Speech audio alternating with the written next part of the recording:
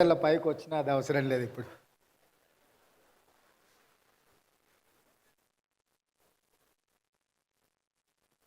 కీర్తిశేషులు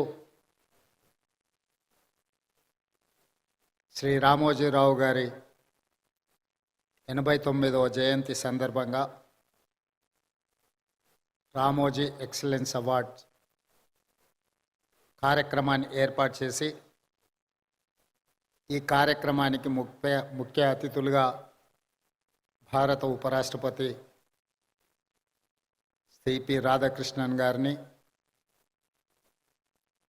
తెలంగాణ గవర్నర్ జిష్ణుదేవ్ వర్మ గారిని, ఆంధ్రప్రదేశ్ ముఖ్యమంత్రి పెద్దలు శ్రీ నారా చంద్రబాబు నాయుడు గారిని, భారత మాజీ ఉపరాష్ట్రపతి పెద్దలు వెంకయ్య నాయుడు గారిని, భారత మాజీ ప్రధాన న్యాయమూర్తి శ్రీ ఎన్వి రమణ గారిని, మిత్రులు పెద్దలు కేంద్ర మంత్రివర్యులు జి కిషన్ రెడ్డి గారిని, అదేవిధంగా కేంద్ర మంత్రివర్యులు జి రామ్మోహన్ నాయుడు గారిని, మిత్రులు మంత్రివర్యులు బండి సంజయ్ గారిని, శ్రీధర్ బాబు గారిని, రామోజీరావు గారి అభిమానులను, రామోజీ ఫిలిం సిటీ, ఈనాడు సంస్థల సిబ్బంది అందరూ, ముఖ్యంగా కిరణ్ గారు ఒక మంచి కార్యక్రమాన్ని ఏర్పాటు చేసి రామోజీరావు గారు ఏ విలువలను, ఏ సాంప్రదాయాన్ని ఈ తెలుగు ప్రజలకు అందించిండో అందులో రాణించిన వాళ్ళను గుర్తించి రామోజీ ఎక్సలెన్స్ అవార్డ్స్ ఇవ్వడం ద్వారా కొత్త తరానికి ఒక స్ఫూర్తినివ్వాలని కార్యక్రమాన్ని ఏర్పాటు చేసినందుకు వారిని, వారి కుటుంబ సభ్యులను మనస్ఫూర్తిగా నేను అభినందిస్తున్నాను. ఈనాడు మనిషి మరణించిన తర్వాత వారిచ్చిన ఆస్తులనే కానీ వారి ఆలోచనలని కొనసాగించాలని, వారి ఆలోచనలకు అనుగుణంగా వారి సంస్థలను నిర్వహించాలని ఆలోచన చేస్తున్న వాళ్ళు చాలా తక్కువ మంది. కానీ ఈనాడు రామోజీరావు గారు ఇచ్చిన స్ఫూర్తి, వారు అందించిన సంస్థలు, ఈ సంస్థల్ని నిర్వహించడం కూడా అంత ఆషామాషి వ్యవహారం కాదు. ఆర్థిక భారంతో కూడుకున్నాయి. చాలామందికి ఇందులో లాభాలే ఉంటాయన్న ఆలోచన ఉంది, కానీ వీటి నిర్వహణలో అధిక వ్యయం కూడా కూడుకొని ఉన్నదన్న సంగతి చాలామందికి తెలియదు. అయినా వారి కుటుంబ సభ్యులు ఈనాడు ఈ సంస్థలను అన్నీ నిర్వహిస్తూ తెలంగాణ రాష్ట్రానికి, హైదరాబాద్ నగరానికి ఒక గర్వకారణంగా ఈ సంస్థలు ఈరోజు నిలబడ్డాయి. ఈనాడు తెలంగాణ రాష్ట్రం, హైదరాబాద్ నగరము అంటే ఒక 4 వండర్స్ గురించి మనం మాట్లాడుకుంటే మొదటి వరుసలో చార్మినార్, రెండవ వరుసలో గోల్కొండ, మూడవ వరుసలో హైటెక్ సిటీ, 4th వండర్ కింద రామోజీ ఫిలిం సిటీ ఈరోజు తెలంగాణ రాష్ట్రానికి, హైదరాబాద్ నగరానికి ఒక గుర్తింపును తీసుకొచ్చింది. ఆనాడు తెలుగు సినీ పరిశ్రమ నంది అవార్డులతో మొదలై ఈనాడు ఆస్కార్ అవార్డులకి ఎదిగింది అని అంటే ఈ ప్రాంతంలో కట్టిన స్టూడియోలే కాదు, రామోజీ ఫిలిం సిటీ కూడా ఎంతో తోడ్పాటును అందించింది. అందుకే నేను చాలా సందర్భాలలో నేను చెప్పడం జరిగింది, టాలీవుడ్ బాలీవుడ్ కోసం కాదు, హాలీవుడ్ కూడా ఈ రాష్ట్రానికి, నగరానికి, రామోజీ ఫిలిం సిటీకి రావాలి. స్క్రిప్ట్తో వస్తే ప్రింట్తో వెళ్ళాలి అని రామోజీ గారు ఏదైతే ఆలోచనతో ఈ రామోజీ ఫిలిం సిటీని వారు ప్రారంభించినరో ఈరోజు ఆ కళ నిజమైంది. ఎవరైనా సినిమా తీయాలి అని అనుకుంటే స్క్రిప్ట్ తీసుకొని రామోజీ ఫిలిం సిటీ కాంపౌండ్లోకి వస్తే ఈరోజు ప్రింట్ తీసుకొని బయటికి వెళ్ళేంతగా అన్ని రంగాల నైపుణ్యాలను ఇక్కడ వారు కేంద్రీకృతం చేశారు. ఈ 2000 ఎకరాలు ఒక కళాఖండం, ఒక అద్భుతం. దీనికి చాలామంది సమస్యలు సృష్టించాలని ప్రయత్నం చేసిన వాటన్నిటినీ రామోజీరావు గారు నిలబడి తట్టుకొని ఈ తెలంగాణ రాష్ట్రానికి ఒక గర్వకారణంగా రామోజీ ఫిలిం సిటీని తీర్చిదిద్దడం జరిగింది. అదేవిధంగా పత్రికా రంగంలో ఈనాడు పత్రిక 50 సంవత్సరాలు పూర్తి చేసుకున్న సందర్భంగా రామోజీరావు గారు నిద్ర లేవ్వంగానే ఈనాడు పేపర్ చదివే అలవాటును, నిద్రపోయే ముందు ఈటీవీ వార్తలను చూసే నిద్రపోయే అలవాటును తెలుగు ప్రజలకి ఒక అలవాటుగా మార్చిండు. ఈనాడు ముఖ్యంగా రాజకీయ నాయకులకు ఈ అలవాటు వ్యసనంగా మారింది. ఉదయం నాకు ఎన్ని పత్రికలు వచ్చినా ఖచ్చితంగా హెడ్లైన్స్ అయినా ఈనాడు పేపర్ నేను తిరిగేస్తా. ఎందుకంటే నిఖార్సైన సమాచారం, మిగతా దాంట్లో కొంచెం మసాలాలు కలర్స్ అవి ఇవి యాడ్ అవుతుంటాయి. ఇది యాక్చువల్ వార్తని ఈ 2-3 పత్రికలు చదివిన తర్వాత వాస్తవం ఏముందో తెలుసుకుందాము అని ఈనాడు తెలంగాణ రాష్ట్ర ముఖ్యమంత్రిగా 5-10 నిమిషాలైనా ఈనాడు పేపర్ నేను తిరిగేస్తాను. అదేవిధంగా సాయంత్రం ఇంటికి పోతే 9 గంటలకు ఈటీవీ వార్తల్ని తప్పకుండా చూస్తే ఎక్కడున్నాయి, ఈ ఊర్లోనే కాదు, ఈ నగరంలోనే కాదు, ఈ రాష్ట్రం పక్క దేశాలకు వెళ్ళిన సంపూర్ణమైన వార్తల్ని ఈటీవీలో ప్రసారం అవుతాయి. వాళ్ళ ఆలోచనలను కాకుండా జరిగిన వాస్తవాలను ప్రజలకు అందించాలన్న వారి స్ఫూర్తి ఈరోజు ఈనాడులో కానీ ఈటీవీలో కానీ కనిపిస్తుంది. అదేవిధంగా రామోజీరావు గారి గురించి ఆలోచన చేసినప్పుడు ఆశ్చర్యకరమైన అంశాలు కనిపిస్తాయి.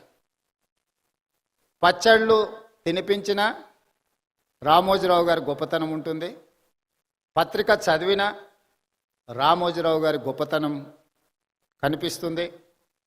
ప్రసార సాధనాలు మార్గదర్శి చిట్ ఫండ్కి, రామోజీ ఫిలిం సిటీకి, ప్రియా పచ్చళ్ళకి, ఈనాడు పేపర్కి దేనికి పొంతన లేదు. ఇలా వివిధ రంగాలలో ఒక వ్యక్తి రాణించడం చాలా కష్టం.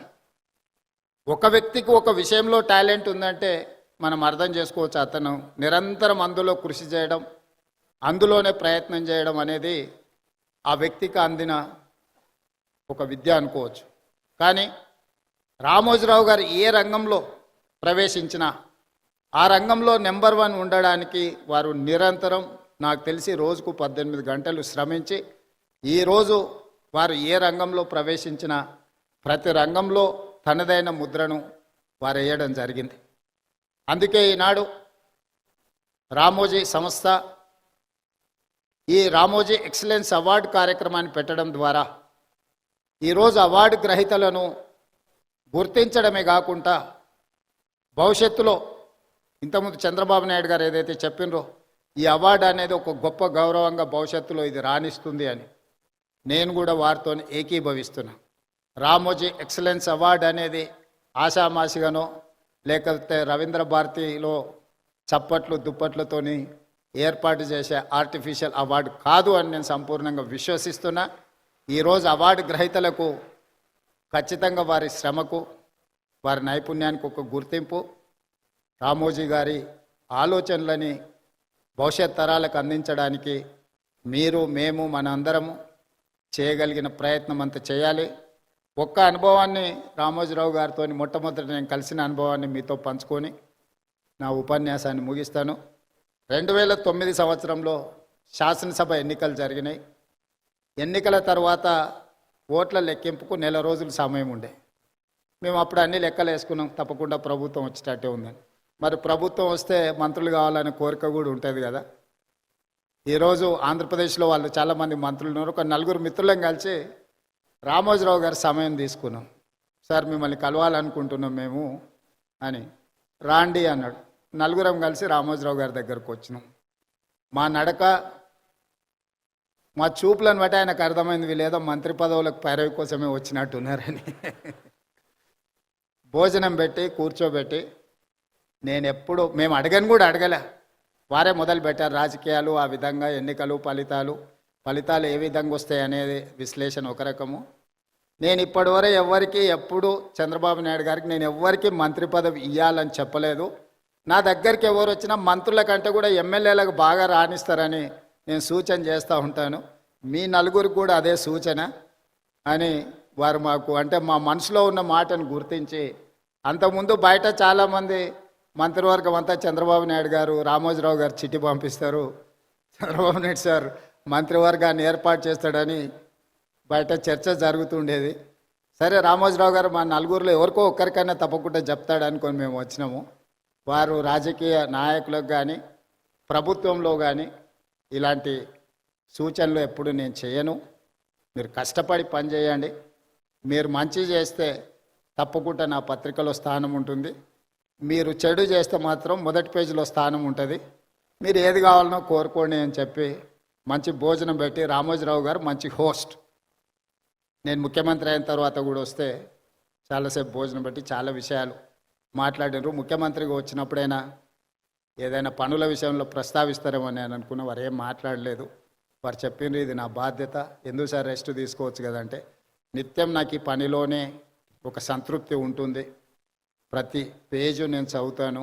అక్కడక్కడ వారు స్పెల్లింగ్ కరెక్షన్స్ ఉంటే కూడా పత్రికలో వచ్చిన ఆ డేటా అంటే మ్యాటర్ని కూడా వారు రౌండప్ చేసి పెట్టి అందులో ఏం తప్పులు ఉన్నాయో కూడా మార్క్ చేసి పెట్టి వారి టేబుల్ మీద కనిపించింది. అంత నిబద్ధతతోని వారు పనిచేసిండ్రు కాబట్టే ఇంత గొప్ప సంస్థను నిర్మించగలిగినరు. రామోజీ అనేది ఒక పేరు కాదు, ఒక బ్రాండ్. ఈ బ్రాండ్ను కొనసాగించాల్సిందిగా, కొనసాగించే క్రమంలో మా వంతు సహకారం, మా సహకారం ఏం లేదు, మేము మీకు అన్యాయం చేయకపోవడం మీకు పెద్ద సహకారము. మా ప్రభుత్వం వైపు నుంచి సంపూర్ణంగా రామోజీ గ్రూప్ సంస్థలకు సంపూర్ణమైన సహకారం ఉంటుంది. Ramoji film city, Ramoji ETV కావచ్చు, ఈనాడు కావచ్చు, తెలంగాణకు హైదరాబాద్ నగరానికి ఒక గొప్ప గౌరవం. ఈ తెలంగాణ గౌరవాన్ని ముందుకు తీసుకువెళ్ళడానికి మా రాష్ట్ర ప్రభుత్వం తరఫున సంపూర్ణమైన సహకారం ఉంటుంది. అదేవిధంగా పెద్దలు వెంకయ్య నాయుడు గారు, ఎన్వి రమణ గారు సూచన చేసిరు తెలుగు భాష గురించి. తప్పకుండా మేము ఈ మధ్యకాలంలో ప్రభుత్వం ఇస్తున్న జీవోలు మిగతా వాటిని తెలుగులోనే ఇస్తూ ఉన్నాం. కాకపోతే ఇంకా అది కొంత సమయం పడుతుంది, దాన్ని తప్పకుండా ముందుకు తీసుకెళ్తాం. రాధాకృష్ణ గారు ఇక్కడ గవర్నర్గా 3.5 నెలలు వారి బాధ్యతలు నిర్వహించి సంపూర్ణమైన సహకారాన్ని తెలంగాణ రాష్ట్రానికి అందించారు. ఈనాడు ఉపరాష్ట్రపతిగా వారు బాధ్యతలు తీసుకున్నారు. ఆనాడు ఉపరాష్ట్రపతిగా వెంకయ్య నాయుడు గారు తెలుగు రాష్ట్రాలకు సంబంధించిన సమస్యల్ని పరిష్కరించడంలో, కేంద్ర ప్రభుత్వం ఇచ్చిన హామీలను అమలు చేయించడంలో నిరంతరం వారు ముఖ్యమంత్రులతో సమన్వయం చేసుకొని అన్ని సంస్థలకు సంబంధించిన అధికారులను, వివిధ శాఖలకు సంబంధించిన అధికారులను, మంత్రులను కూడా పిలిపించి ఆనాడు ఉపరాష్ట్రపతిగా వెంకయ్య నాయుడు గారు ఈ తెలుగు రాష్ట్రాలకు సహకరించారు. ఈనాడు నేను భారత ఉపరాష్ట్రపతి రాధాకృష్ణన్ గారి నుంచి కూడా మేము ఇదే రకమైన సహకారాన్ని వారి నుంచి ఆశిస్తున్నాం. వారిని మనస్ఫూర్తిగా ఈ వేదిక మీద నుంచి ఉపరాష్ట్రపతిగా బాధ్యతలు చేపట్టినందుకు అభినందనలు తెలియజేస్తూ మీ అందరి దగ్గర సెలవు తీసుకుంటున్నాను.